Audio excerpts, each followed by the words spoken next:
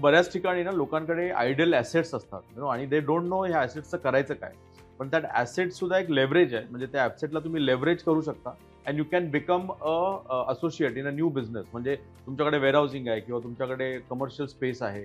तर you can without investing only the real estate can add value or add as a asset to the new business that you want to start. बऱ्याचदा लोक असा विचार करतात की मी नवीन customer कुठे शोधू.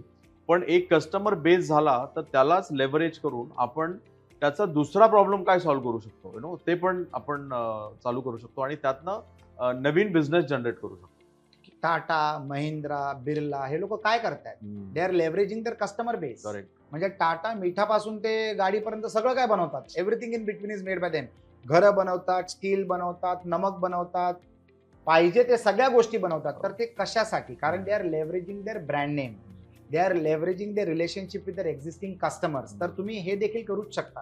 कारण कस्टमर नेहमी नेहमी गाठत बसणं ते परवडत नाही बिझनेसला.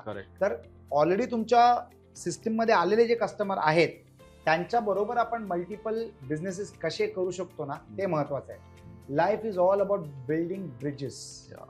एकदा तुम्ही ब्रिज बांधला ना, मग त्या ब्रिजवर मल्टिपल टाईपच्या वाहनं तुम्ही चालवू शकता.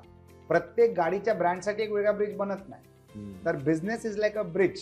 तुम्ही तुमच्या कस्टमर बरोबर एक ब्रिज बनवला ना, विश्वासाचा ब्रिज, की मग त्याच्यावर तुम्ही अनेक प्रोडक्ट चालवू शकता आणि then business expands and adds value to your profitability.